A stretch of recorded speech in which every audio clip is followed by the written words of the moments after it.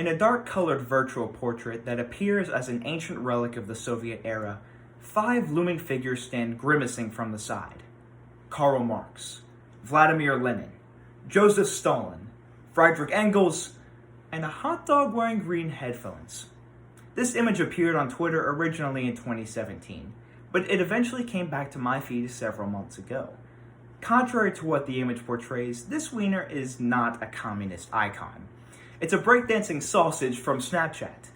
This sizzler's inclusion in a lineup of the USSR All-Stars means nothing, and to my generation perhaps nothing does.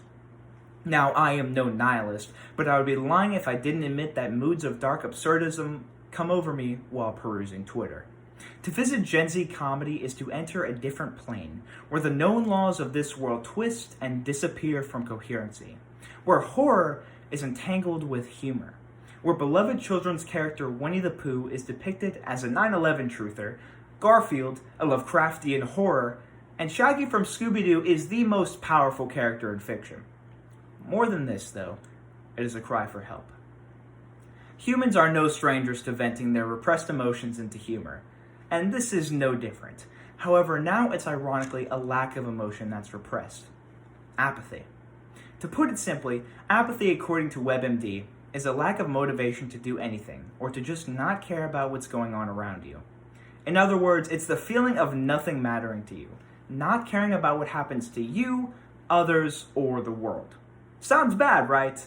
Well, our generation doesn't seem to think so. And the proof is in the pudding, by which I mean memes, or internet jokes. The sheer amount of jokes about 9/11, about school shootings, about the death of celebrities, I could go on. And this is my concern, that our generation's culture thrives off of apathy, and allows it to be a fact of life instead of finding ways to solve it. Because according to the American Psychological Organization, more than half of Gen Z is depressed and apathetic. So let's give ourselves some real emotions instead of simply emojis, by first sharing some causes, then commenting on some harms, before finally liking the solutions. In meme culture today, the way jokes twist and change more than a politician's stance on, well, anything, is nothing new. The John Cena "You Can't See Me" meme has been around for decades and simply refuses to die. It's only taken new forms. But this system of cause and effect extends beyond the meme world. Mental and societal impacts cause a great deal of damage to our empathy. There are many ways in which someone can start feeling apathetic, the first of which would be the more medical route.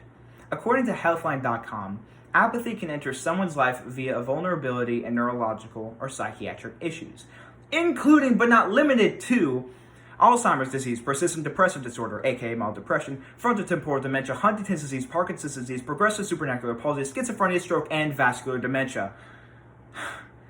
The problem here is that aside from mild depression, these diseases aren't very common. So then what could it be? Part of it is that our generation was born into events like 9/11 and the War on Terror, so all we've ever known is uncertainty. Additionally, it may seem that an overexposure to drama, violence, and disappointment is the main problem.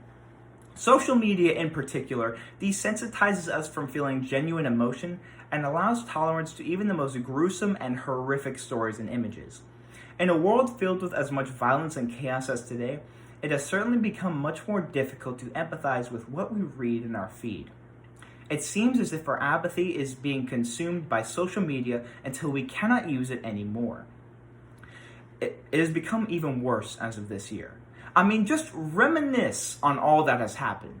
There was almost a world war. Australia caught on fire. The Beirut explosion leveled a large part of the city. Of all the Democrats, Joe Biden became the nominee. Freaking Van Halen died.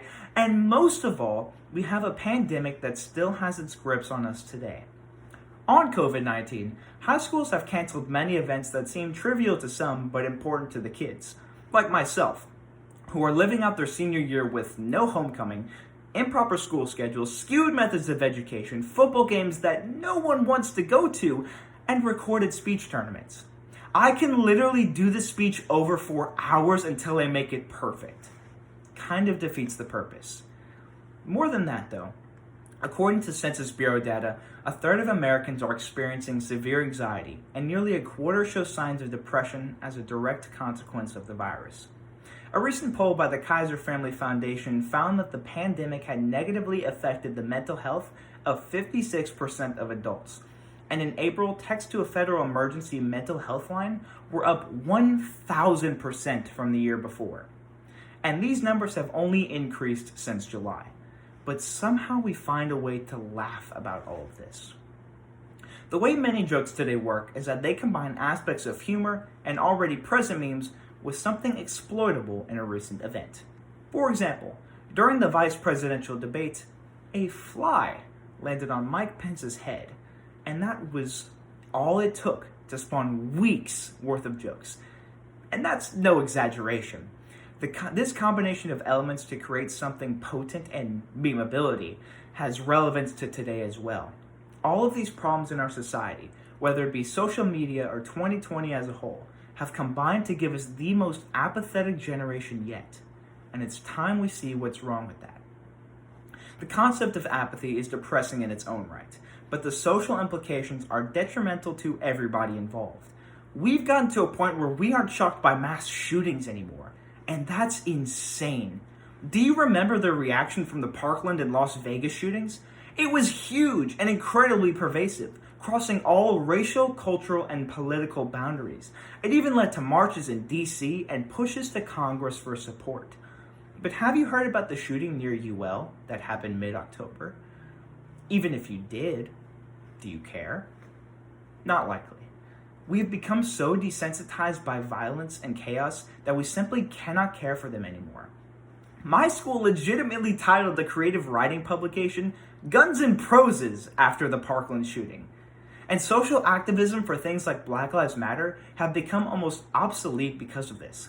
Instagram stories filled with BLM Microsoft PowerPoint presentations found on Pinterest don't matter to anyone anymore because right before that, they saw 30 just like it and have been for the last 5 months.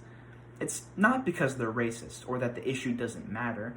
It's because that they've become apathetic to the cause through overstimulation. Now, the social harms are some we've probably witnessed, but the personal harms are just as bad.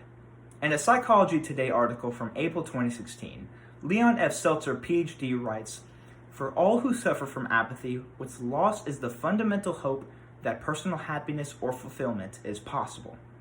Either they've ceased to believe in the intrinsic value of the goals they'd earlier set for themselves, or they've lost faith in their ability to achieve these goals, so they can't think of anything worth striving for. As a result, the raw mental, physical, or emotional energy for accomplishing what in the past may have been valued disappears. In other words, there is no meaning to life anymore. If we allow apathy to take over our lives, we become mindless zombies just going through the motions, constantly being fed garbage by the media. But apathy is not an inevitability. We can get out. Memes and comedy itself often function as an escape from this world, or a way to make fun of it. So let's take this concept and use it to escape from our escape to the world, and start caring again. According to self-improvement guru Branda Winters, there are several ways in which we can try to solve apathy. First, being mindful. It sounds really cliche, I know, but hear me out. It's more like a meditation. However, instead of visualizing something that you want to happen, you focus on what's happening right now. This means assessing precisely what you are thinking and feeling without judgment. Before you roll your eyes, this technique has been shown to cause actual physical changes in the brain that allow people to have better control and connect to their emotions. So scientifically, it works. Secondly, finding the source of apathy is essential. If it's not poor nutrition and lack of energy, then meditate and focus on what is affecting you emotionally. Sometimes a social media break is exactly what you might need. Finally, create some opportunities for joy. As corny as it may sound, happiness is more often than not a decision. People who are truly happy find purpose because they actively seek out things that make them happy. So engage in activities that make you feel good, or new things you've never tried before. This also means you should reach out to others if needed, and that can include a therapist if nothing else works. Art often imitates life. And this is especially true for the meme culture of today. Much like art, memes change depending on the audience over a long period of time. So the first way we'll know if apathy becomes less of an issue is that we may start seeing a much less nihilistic and dark form of comedy. Not that it isn't funny. As we have seen from the examination of the causes, the harms, and the solutions, apathy is a big problem with a lot of societal implications, but it's not unbeatable. So let's take the approach memes may take, to evolve and to have more empathy, so that our favorite Jam and Frank can go back to hanging out with our Bitmojis instead of Stalin.